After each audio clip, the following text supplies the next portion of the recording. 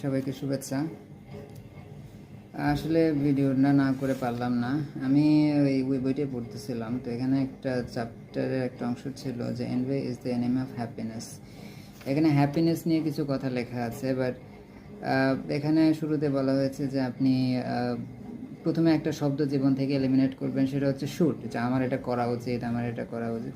তো এখানে উনি লেখছে আলমানাক যে ইউ শুড বেসিক্যালি, মানে should basically means you don't actually want to do it.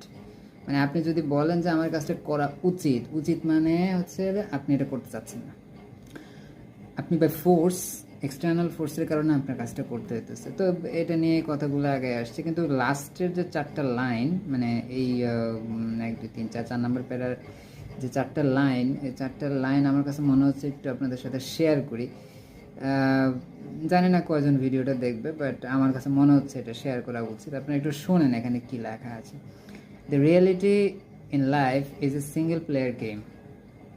You are born alone. You are going to die alone. All of your interpretations are alone. All your memories are alone. You are gone in 3 generations and nobody cares. Before you showed up, nobody cared. It's all single player. আপনি চিন্তা করেন, আপনি আসলে basically যদি আপনি যুক্তি মানেন, আপনি কিন্তু একা। সুতরাং আপনি সব কিছু একা করতেছেন, কিন্তু আপনি আরেকজনকে ইমপ্রেসড করার জন্য আপনি যুদ্ধে নেমে গেছেন।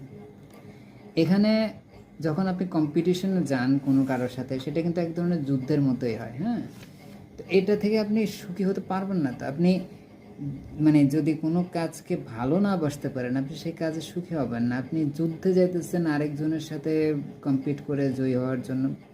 That's not gonna work. I mean, if you want happiness, you have to stop being a fighter.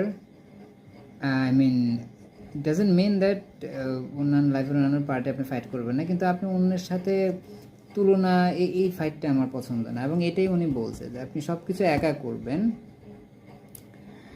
মানে দেখেন কি সুন্দর একটা কথা, you are gone in 3 generations. 3টা জেনারেশন পরে আপনি শেষ। আপনার কথা কেউ মনে রাখবেন? আপনি কি আপনার দাদার বাবার কথা মনে রাখছেন? অনেকে আপনার দাদার বাবার কথা জানি না, আমিই জানি, কিন্তু আমার টাকা মনে পড়ে না খুব একটা। তার বাবার কথা তো ধরেন, ওনার কথা আমার মনে পড়লো, যেহেতু নামটা জানি, চেহারা টেহারা আমি কিছুই জানি না। তো তার আগে আমাদের অ্যানসেস্টার্স যারা আছে তাদের কথা কি আমরা মনে রাখি? না, আমরা তাদের কথা মনে রাখি না। সুতরাং কি সুন্দর কথা, you are gone in 3 generations and nobody cares. কেউ